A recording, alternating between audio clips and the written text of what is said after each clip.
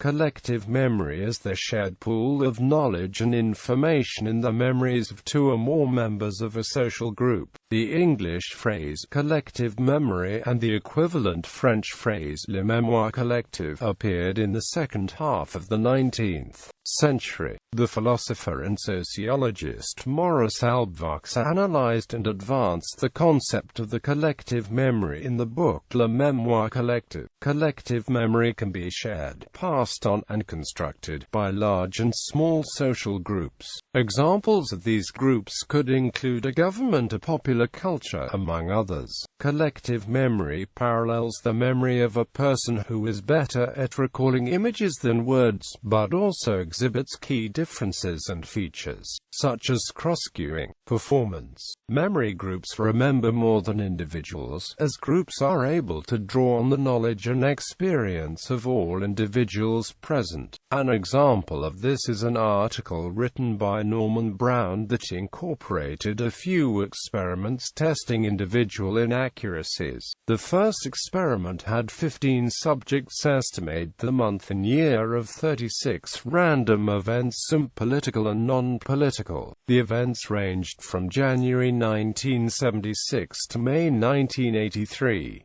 They were instructed to think out loud and would be prompted if they fell silent for more than a couple of seconds. One prediction made during the experiment was that participants would frequently justify the responses with reference to one or more auxiliary facts. This experiment yielded that only accurate responses concerning the correct month and year happened 8% of the time. Most of the participants used auxiliary facts to date events. The second experiment used 40 different events, 20 being political and 20 being non-political. The 24 four-year undergraduates from the University of Chicago were asked to tell if the event happened during the Carter-Reagan presidency. Then they were asked if the event happened while they were in high school or college. As a side experiment, participants were given a reward for answering each question correctly in less than 10 seconds. This trial was done twice for each person.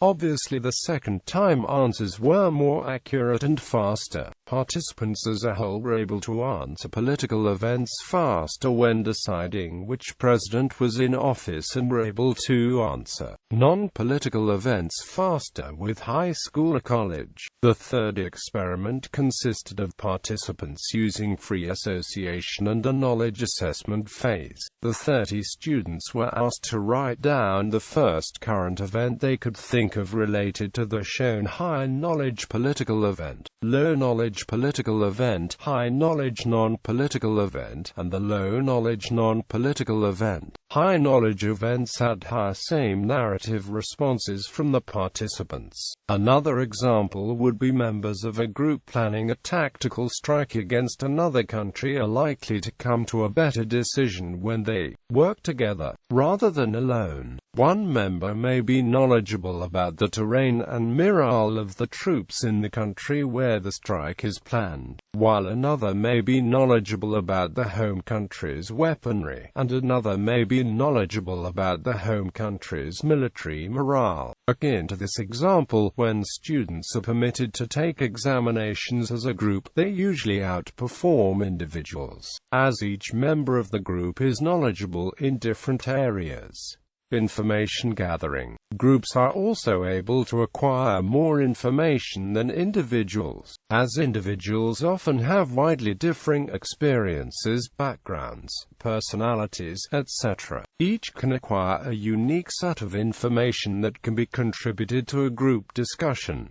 Features of collective memory: free riding and social loafing. Group members do not remember as much as they have the capacity to remember, as group members engage in free riding and social loafing. When group members realize, be it implicitly or explicitly, that others will aid in the recall of information, they will put less effort into processing and storing the information. In some situations, these inadequacies in collective memory may be so great that groups are unable to recall previously made decisions without the aid of a written record. Collaborative inhibition. When groups collaborate to share information, they experience collaborative inhibition, a decrease in performance compared to the memory performance of individuals. Basden, Briner, and Thomas provided evidence that retrieval interference underlies collaborative inhibition, as hearing other members' thoughts and discussion about the topic at hand interferes with one's own organization of thoughts and impairs memory. Additionally, motivational mechanisms may also account for this memory deficit in groups due to social loafing.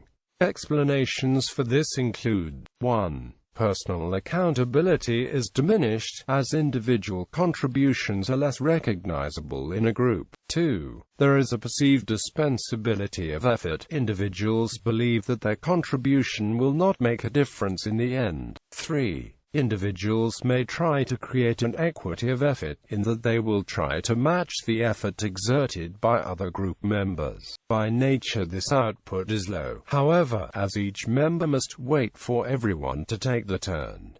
4. Diffusion of responsibility. Individuals think they are less accountable for group behavior versus their own behavior. However, it has been found that collective inhibition may be due to sources other than social loafing, as offering a monetary incentive have been evidenced to fail to produce an increase in memory for groups. Further evidence from this study suggests something other than social loafing is at work, as reducing evaluation apprehension. The focus on one's performance amongst other people assisted in individuals' memories but did not produce a gain in memory for groups. Personal accountability, drawing attention to one's own performance and contribution in a group, also did not reduce collaborative inhibition. Therefore, group members' motivation to overcome the interference of group recall cannot be achieved by several motivational factors. Despite the problem of collaborative inhibition, working in groups may benefit an individual's memory in the long run, as group discussion exposes one to many different ideas over time. Working alone initially prior to collaboration seems to be the optimal way to increase memory. Cross-cueing information exchange among group members often helps individuals to remember things that they would not have remembered had they been working alone. In other words, the information provided by person A may accrue memories in person B. This phenomenon results in enhanced recall. Transactive memory. Members of a group often specialize, to a greater or lesser degree, in different areas. Transactive memory refers to the process by which information that must be remembered is distributed to members of the group who can either be relied upon to provide the information when it is needed. For example, the weapons expert in a group may remember the specifications of a new semi-automatic rifle, while the scout may remember the layout of trenches at enemy lines. Collective memory and memorialization. The collective memory of a nation is represented in part by the memorials it chooses to erect. Public memory is enshrined in memorials, from the Holocaust Memorial in Berlin to the Vietnam Veterans Memorial in Washington, D.C. Whatever a nation chooses to memorialize in physical monument, or perhaps more significantly, what not to memorialize, is an indicator of the collective memory. Collective memory is also sustained through a continuous production of representational forms. In our media age, and maybe particularly during the last decade of increasing digitization, this generates a flow of and production of second-hand memories. Particular narratives and images are reproduced and reframed, yet also questioned and contested through new images and so forth. Collective memory today differs much from the collective memories of an oral culture, where no printing technique or transportation contributed to the production of imagined communities where we come to share a sense of heritage and commonality with many human beings we have never met, as in the manner a citizen may feel a sort of kinship with people of his nation, region or city. The concept of collective memory, initially developed by Halbwachs, has been explored and expanded from various angles. A few of these are introduced below.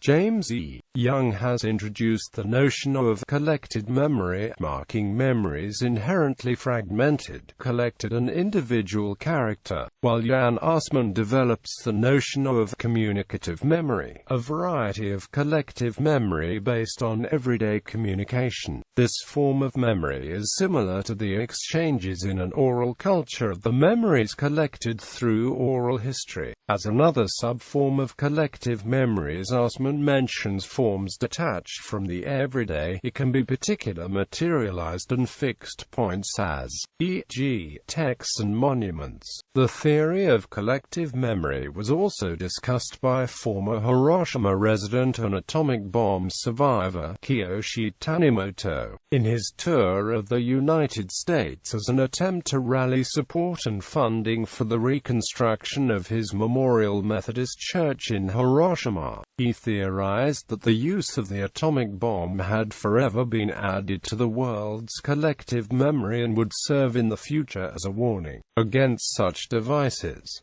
See John Hersey's Hiroshima novel. The idea was also discussed more recently in the Celestine Prophecy and subsequent novels written by James Redfield as a continuing process leading to the eventual transcendence of this plane of existence. The idea that a futuristic development of the collective unconscious and collective memories of society, allowing for a medium with which one can transcend one's existence, is an idea expressed in certain variations of New Age religions.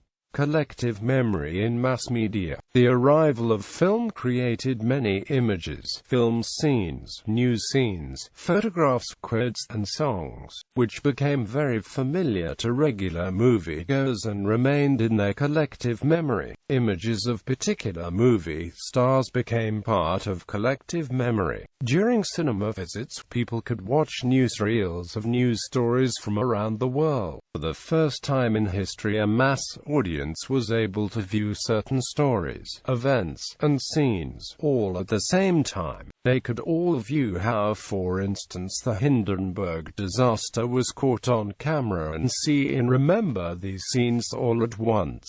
When television became a global mass entertainment medium in the 1950s and 1960s, the collective memory of former cinema visitors increased when various films could be repeated endlessly and worldwide on television broadcasts. For example, old films like The Wizard of Oz, King Kong, and cartoons like the Looney Tunes and Tom and Jerry have been shown internationally and remained on television through syndication. Hereby, particular film scenes have become well known, even to people who had not seen these films on their original cinematic release. The same applies for television shows like I Love Lucy, which have been repeated so often over the decades that certain episodes and scenes have become ingrained in the public's collective memory. When newsreels in the cinema gradually made place for television news broadcasting, it became a habit for mass audiences to watch the daily news on television. Worldwide, this led to a new kind of collective memory where various news events could be shown much quicker than with the cinema newsreels. Therefore, certain filmed news stories could be shown on the same day they happened and even live during the broadcast itself. Millions of people have viewed the assassination of John F. Kennedy in 1963, the landing of Apollo 11 in 1969, the wedding of Prince Charles and Princess Diana, and the September 11th attacks on the television. In fact, certain questions like, "What were you doing when ... happen, usually referring to a large, heavily mediatized event, have become a very important question in the history of the development of the collective memory. Many people can remember what they were doing when certain internationally big media events occurred, and these type of questions are usually used as a sort of milestone in individual people's life. For example, what were you doing when you heard that John Lennon was shot? Due to television repeats, these moments could be relived even long after the actual event happened. The introduction of video stores and video recorders in the 1980s, the Internet in the 1990s, and the DVD player and YouTube in the 2000s even increased the opportunity to view and check out famous and infamous movie and TV scenes.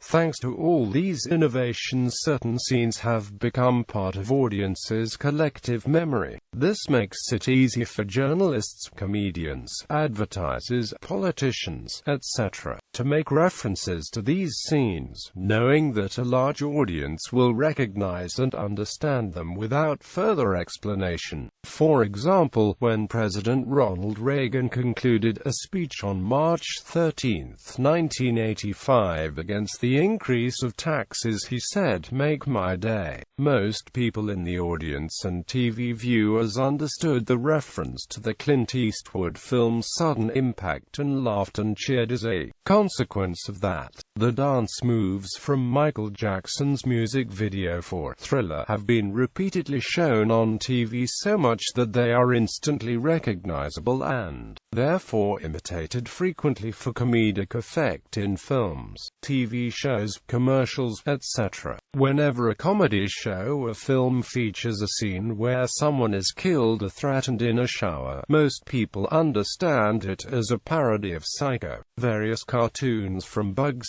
Bunny to Shrek have spoofed famous fairy tales, knowing that everybody is familiar with the original stories and will immediately laugh at every deviation. The roar of movie monster Godzilla and Johnny Weissmuller's Tarzan yell have become instantly recognizable and easy to put into a context, even without the images. Numerous TV shows and films such as The Simpsons, Family Guy, Scary Movie, the Shrek films, and the films of Mel Brooks have referenced, parodied, imitated and recreated these famous scenes, are often to the point of overkill. Certain observers, like Kenneth Tynan in a quote from his diaries from October 19, 1975, have noted that due to the heavy rotation and repeats of all these famous film scenes, often even without their original context, they have become of the cultural consciousness.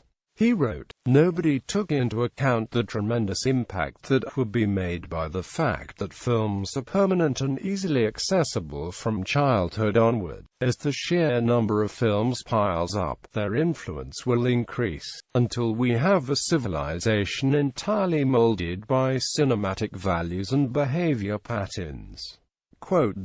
The influence of television scenes on collective memory has been noticeable, with children who are able to quote lines and songs from commercials, films and television shows they have watched regularly. Some young children who have watched a large amount of television have been known to react in an unnatural way to certain situations, comparable with overacting, because they recreate scenes they remember seeing in similar situations on television. There have been cases reported of people who've compared their own life too much with the romanticized, idealized life depicted in films and television series. They try to recreate the happy families, perfect love relationships they remember seeing on television or in movies. Not all scenes that were once collective memory are remembered as well today. Certain shows, commercials and films that were popular in one decade are shown less frequently on television in the next. Thus, certain scenes do not rest in the collective memory of the next generation. Many references in old Bugs Bunny cartoons to Hollywood stars and radio shows who were famous in the 1940s are almost obscure to modern viewers.